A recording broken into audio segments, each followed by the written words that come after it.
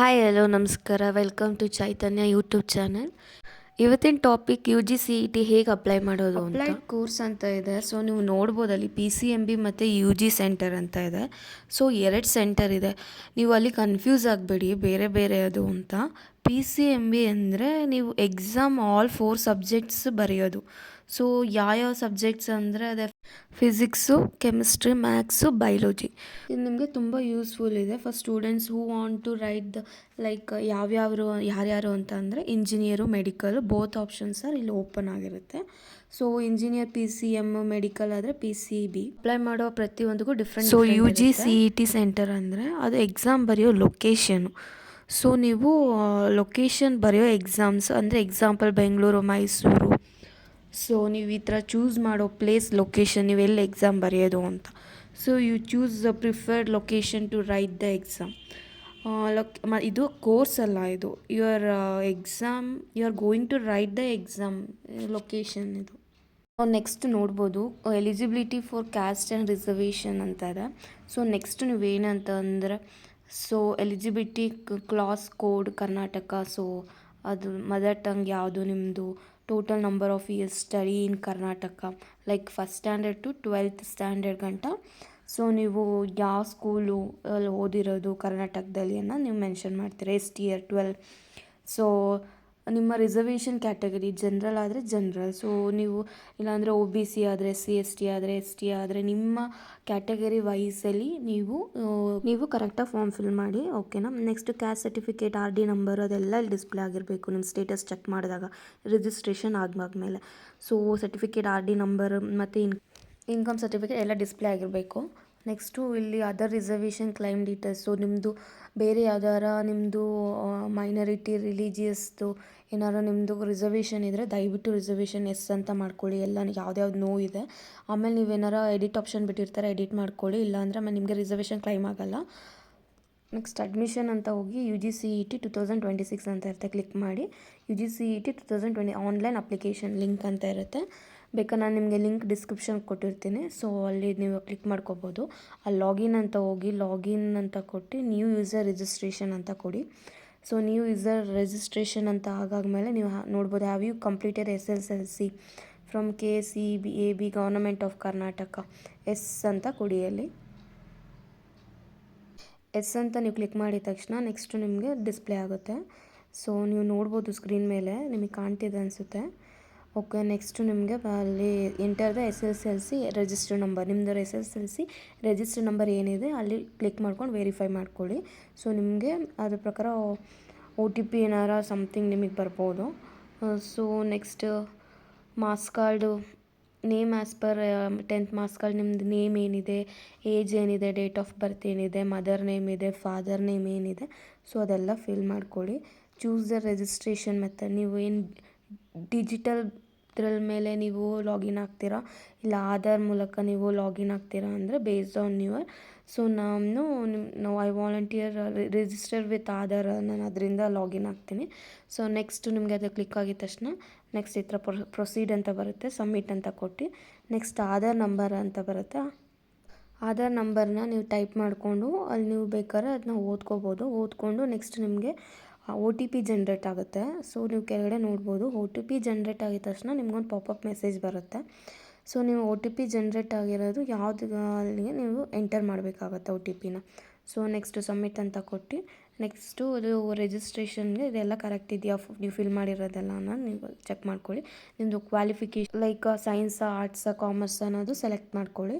Next nationality ಬಂದು Indian. So email, mobile number ನೀವು ಕರೆಕ್ಟಾಗಿ ಕೊಡಬೇಕಾಗುತ್ತೆ. ಯಾವ್ದು ಕರೆಂಟಾಗಿ ವರ್ಕ್ ಆಗ್ತಿರೋದು, ಯಾಕಂದರೆ ಅದಕ್ಕೆ OTP ಜನ್ರೇಟ್ ಆಗಿ ಬರುತ್ತೆ, ವೆರಿಫಿಕೇಷನ್ ಮಾಡುತ್ತೆ. ಸೊ ಕರೆಕ್ಟಾಗಿರೋದು ನಂಬರು, ಇಮೇಲ್ ID ಕರೆಕ್ಟಾಗಿ ಕೊಡಿ. ಸೊ ನಿಮಗೆ ಪ್ರತಿಯೊಂದಕ್ಕೂ ವೆರಿಫಿಕೇಷನ್ ಕೇಳುತ್ತೆ ಅದು OTP ಜನ್ರೇಟ್ ಆಗಿ. ನೆಕ್ಸ್ಟು ನಿಮ್ಮದು enter the password, minimum 8 characters ಅದನ್ನೆಲ್ಲ ಕೊಟ್ಟಿರ್ತಾರೆ ಸ್ಪೆಸಿಫಿಕ್ಕಾಗಿ, ಅದು ನೀಟಾಗಿ ಓದ್ಕೊಂಡು ಇದು ಮಾಡ್ಕೊಳ್ಳಿ.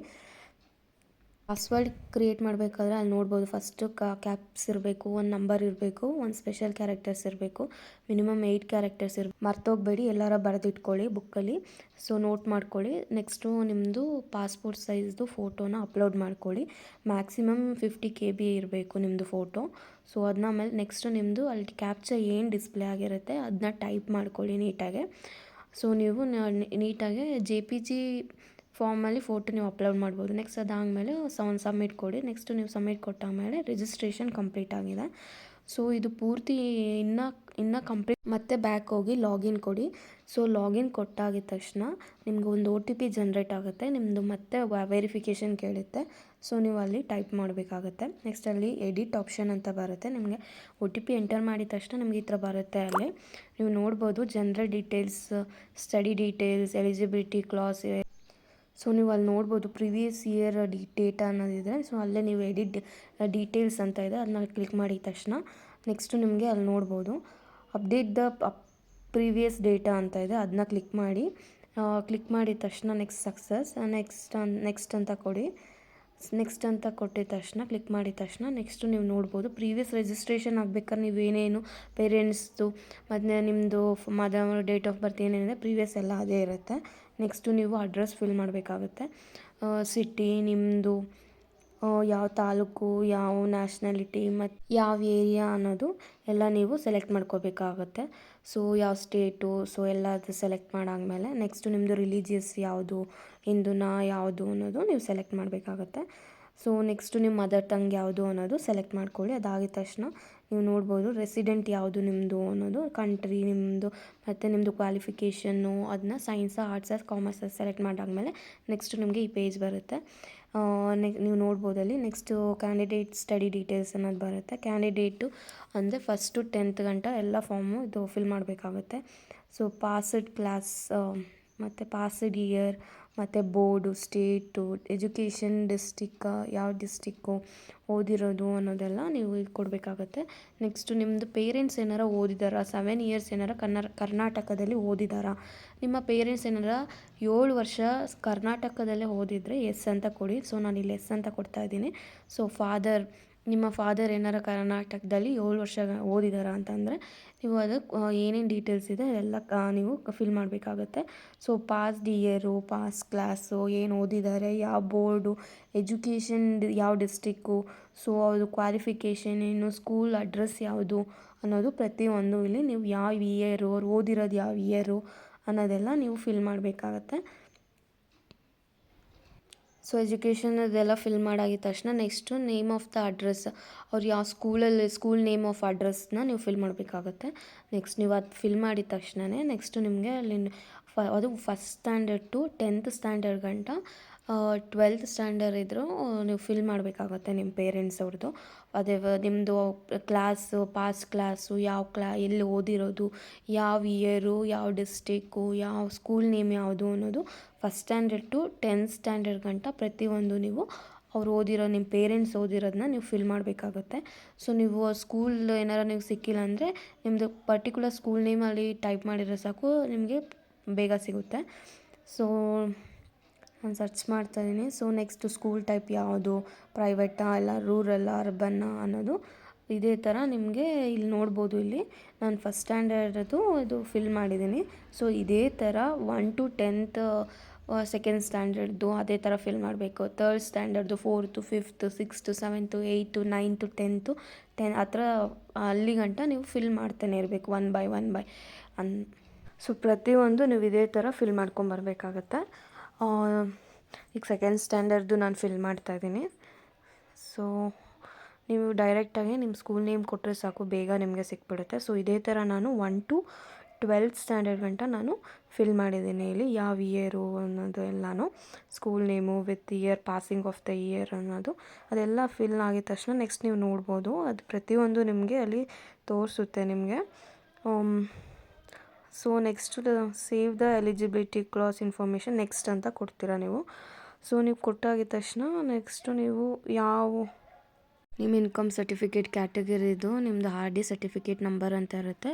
ಸೊ ನೀವು ಅಲ್ಲಿ ಅದನ್ನ ಟೈಪ್ ಮಾಡಬೇಕಾಗತ್ತೆ. ಚೆಕ್ ದ RD ನಂಬರ್ ಅಂತ ಇದೆಯಲ್ಲ, ಸೊ ಅದನ್ನ ನೀವು ಟೈಪ್ ಮಾಡಿ. ಅದನ್ನ ಟೈಪ್ ಮಾಡಾದಮೇಲೆ ನೆಕ್ಸ್ಟು ನೀವು ಆರ್ ಡಿ ಚೆಕ್ ನಂಬರ್ ಅಂತ ನೀವು ಕ್ಲಿಕ್ ಆದಮೇಲೆ ನೆಕ್ಸ್ಟು ನೀವು ಕ್ಲೈಮ್ ಅಂತ ಇರುತ್ತೆ. ಸೊ ಅಲ್ಲಿ ನೀವು ಕ್ಯಾಟಗರಿ ವೈಸ್ ಸೆಲೆಕ್ಟ್ ಮಾಡಿಕೊಂಡು ನೆಕ್ಸ್ಟು ನಿಮ್ಮದು ಯಾವ್ದಾರ ಬೇಸ್ಡ್ ಆನ್ ಯುವರ್ ರಿಸರ್ವೇಷನ್ ಮೇಲೆ ಕ್ಲೈಮ್ ಮಾಡ್ಕೋಬೇಕಾಗುತ್ತೆ. ಸೊ ಅಲ್ಲಿ ಏನೇನು ಚೆಕ್ ಬಾಕ್ಸ್ ಇದೆ ಎಲ್ಲನೂ ಚೆಕ್ ಮಾಡ್ಕೊಳ್ಳಿ. ಸೊ ಅದೆಲ್ಲ ಚೆಕ್ ಮಾಡ್ಕೊಂಡಾದಮೇಲೆ ನೆಕ್ಸ್ಟ್ ಅಂತ ನೀವು ಕೊಡಬೇಕಾಗತ್ತೆ. ಸೇವ್ ದ ರಿಸರ್ವೇಷನ್ ಇನ್ಫಾರ್ಮೇಷನ್ ಅಂತ ಕೊಟ್ಟು ನೆಕ್ಸ್ಟ್ ಅಂತ ಕೊಡಿ. ಅದಾದಮೇಲೆ ನೆಕ್ಸ್ಟು ನೀವು ಸ್ಪೆಷಲ್ ಕ್ಯಾಟಗರಿ ಕ್ಲೈಮ್ಸ್ ಅಂತ ಇರುತ್ತೆ. ಸೊ ಅದನ್ನ ಕ್ಲೈಮ್ ಮಾಡ್ಕೊಂಡು ಸೇವ್ ನೋ ಕ್ಲೈಮ್ಸ್ ಅನ್ನೋಂತ ಕೊಟ್ಟು ನೆಕ್ಸ್ಟು ನೀವು ನೆಕ್ಸ್ಟ್ ಅಂತ ಕೊಡಿ. ನೆಕ್ಸ್ಟ್ ಅಂತ ಕೊಟ್ಟಾದ್ಮೇಲೆ ನೆಕ್ಸ್ಟ್ ನೀವು ಅಲ್ಲಿ ನೋಡ್ಬೋದು ಡಾಕ್ಯುಮೆಂಟ್ ಅಪ್ಲೋಡ್ ಅಂತ ಇರುತ್ತೆ. ಅಲ್ಲಿ ನೀವು ಫೋಟೋ ಮತ್ತು ಪ್ರೀವಿಯಸ್ ನೀವು ಫೋಟೋ ಅಪ್ಲೋಡ್ ಮಾಡಿರ್ತೀರ. ಸೊ ಮತ್ತೆ ನೀವು ಫೋಟೋ ಅಪ್ಲೋಡ್ ಮಾಡೋದಾದರೆ ಚೇಂಜ್ ಮಾಡೋದಾದರೆ ಮಾಡ್ಬೋದು. ನೆಕ್ಸ್ಟ್ ನಿಮ್ಮದು ಸೈನ್ ಸಿಗ್ನೇಚರ್ನ ಅಪ್ಲೋಡ್ ಮಾಡ್ಕೊಳ್ಳಿ. ಸೊ ಜೆ ಪಿ ಜಿ ಫಾರ್ಮ್ಯಾಟಲ್ಲಿರಲಿ ನೀವು ಅಪ್ಲೋಡ್ ಮಾಡೋದು. ಅದು ಆಗಾದ್ಮೇಲೆ ಸಕ್ಸಸ್ ಅಂತ ಬರುತ್ತೆ. ಸೊ ಅದನ್ನ ಆದಮೇಲೆ ನೆಕ್ಸ್ಟ್ ಅಂತ ಕೊಡ್ತೀರಾ. ನೆಕ್ಸ್ಟ್ ಅಂತ ಕೊಟ್ಟಾದ್ಮೇಲೆ ಸೊ ಕೋರ್ಸ್ ಸೆಲೆಕ್ಷನ್ ನೀವು ಯಾವುದು PCM PCB PCMB ಸೊ ನೀವು ಅದೇ ನಾನು ಹೇಳಿದ್ನಲ್ಲ UGCET ಅಂದರೆ 2 ಅಲ್ಲ. ಸೊ ಇದು ನೀವು ಎಲ್ಲ ಕೋರ್ಸು ನೀವು ಎಲ್ಲ ಎಕ್ಸಾಮ್ ಬರೆಯೋಕ್ಕೆ. ಸೊ ನೀವು ಯಾವ್ದು ಬರೀಬೇಕು ನಿಮ್ಗೆ ಯಾವುದಿದೆ ಅನ್ನೋದು ಸೊ ಪ್ರಿಫರ್ ಫಾರ್ PCMBನೇ ಪ್ರಿಫರ್ ಮಾಡಿ. ಎಲ್ಲದಕ್ಕೂ ಬರಿಬೋದು ನೀವು. ಅಪ್ಲೈ ಅಂತ ಕೊಟ್ಮೇಲೆ ನೆಕ್ಸ್ಟು ನೀವು ಅಲ್ಲಿ ನೋಡ್ಬೋದು ಯಾವ ಊರಿಗೆ ನೀವು ಪ್ರಿಫರ್ ಬರೀತೀರ, ಎಕ್ಸಾಮ್ ಸೆಂಟರ್ ನಿಮ್ಗೆ ಎಲ್ಲಿ ಬೀಳಬೇಕು ಅಂತ ಅನ್ನೋದು. ಸೊ ಎಕ್ಸಾಮ್ ಸೆಂಟರ್ ಪ್ರಯಾರಿಟಿ ನಿಮಗೆ ಎಲ್ಲಿ ಬೇಕು ಅನ್ನೋದು ನಿಮ್ಗೆ 2 ಆಪ್ಷನ್ ಕೊಟ್ಟಿರ್ತಾರೆ. ಸೊ ನೆಕ್ಸ್ಟ್ ನಿಮ್ಮದು exam centre details. So do you want to claim the agriculture, ಅದು ಕೋಟಾ ಇದ್ದರೆ ನೀವು ಕೊಡಿ, ಇಲ್ಲ ಅಂದರೆ ನೋ ಅಂತ ಕೊಡಿ. ಸೊ ಪ್ರಾಕ್ಟಿಕಲ್ ಎಕ್ಸಾಮ್ ಸೆಂಟರ್ ಅದು ಇದ್ದರೆ ಕೊಡಿ, ಇಲ್ಲಾಂದರೆ ನೋ ಅಂತ ಸೆಲೆಕ್ಟ್ ಮಾಡೋದ್ರಿಂದ ಅದೇನು ಬೇಕಾಗಿಲ್ಲ. ನೆಕ್ಸ್ಟು ಸೇವ್ ದ ಅಗ್ರಿಕಲ್ಚರ್ ಅಂತ ಕೊಟ್ಟು ನೆಕ್ಸ್ಟ್ ಸಕ್ಸಸ್ ಅಂತ ಬರುತ್ತೆ. ನೆಕ್ಸ್ಟ್ ಅಂತ ಕೊಡಿ. ನೆಕ್ಸ್ಟ್ ಅಂತ ಕೊಟ್ಟಮೇಲೆ ಸೊ ನೀವು ಇಲ್ಲಿ ನೋಡ್ಬೋದು ಪೇಮೆಂಟ್ ಬರುತ್ತೆ. ಪೇಮೆಂಟಲ್ಲಿ ನೀವು ಚೆಕ್ ಮಾಡ್ಬೋದು ಗ್ರೀನ್ ಕಲರ್ ಬಾಕ್ಸ್ ಇದೆ, ಕ್ಲಿಕ್ ಟು ಇಯರ್ ಅಂತ ಇರುತ್ತೆ. ಸೊ ಅದನ್ನ ನೀವು ಕ್ಲಿಕ್ ಮಾಡಿದ ತಕ್ಷಣವೇ ನಿಮಗೆ ಪೇಮೆಂಟ್ ಈ ಥರ ಬರುತ್ತೆ. ಸೊ QR ಕೋಡ್ ತೋರಿಸುತ್ತೆ, ಸ್ಕ್ಯಾನ್ ಮಾಡಿಬಿಟ್ಟು ನೀವು ಪೇ ಮಾಡ್ಬೋದು. ಪೇ ಮಾಡಿ ಆಗಿದ ತಕ್ಷಣ ಪ್ರೊಸೀಡ್ ಅಂತ ಪ್ರಿಂಟ್ ಅಂತ ತೊಗೊಳ್ಳಿ. ನೀವು ಒಂದು ಫಾರ್ಮ್ ಫಿಲ್ ಮಾಡಿದ ತಕ್ಷಣ ಫುಲ್ ಸಮರೈಸ್ದು ನಿಮ್ಮದು ಅಲ್ಲಿ ನಿಮಗೆ ಪೇಜ್ ತೋರಿಸುತ್ತೆ. ಸೊ ನೀವು ಅಲ್ಲಿ ಪ್ರಿಂಟ್ ಡೌನ್ಲೋಡ್ ಮಾಡ್ಕೋಬೋದು. ನೀವು ಡೌನ್ಲೋಡ್ ಮಾಡ್ಕೊಂಡಿರಿ, ಸೇಫ್ಟಿಯಾಗಿ ಇಟ್ಕೊಂಡಿರಿ. ಸೊ ನೀವು ಡೌನ್ಲೋಡ್ ಮಾಡಿಕೊಂಡು ಆರಾಮಾಗೆ ನೀವು ಚೆಕ್ ಮಾಡ್ಕೊಳ್ಳಿ ಡೀಟೇಲ್ಸ್ ಎಲ್ಲ ನಿಮ್ಮದು ಕನ್ಫರ್ಮ್ ಮಾಡ್ಕೊಳ್ಳಿ. ಏನಾರ ಎಡಿಟ್ ಇದ್ದರೆ ಎಡಿಟ್ ಆಪ್ಷನ್ಸ್ ಬಿಡ್ತಾರೆ. ಸೊ ಎಡಿಟ್ ನೀವು ಇದು ಮಾಡ್ಕೋಬೋದು. ಸೊ ಪ್ರತಿಯೊಂದು ಡೀಟೇಲ್ಸು ನಿಮಗೆ ನಾನು ಹೇಳಿದ್ದು ನಿಮ್ಗೆ ಇಷ್ಟ ಆಗಿದ್ರೆ ದಯವಿಟ್ಟು ಫಾಲೋ ಮಾಡಿ. ನಿಮ್ಗೆ ಏನಾರ ಡೌಟ್ ಇದ್ದರೂ ದಯವಿಟ್ಟು ಕಮೆಂಟ್ ಮಾಡಿ. Thank you so much.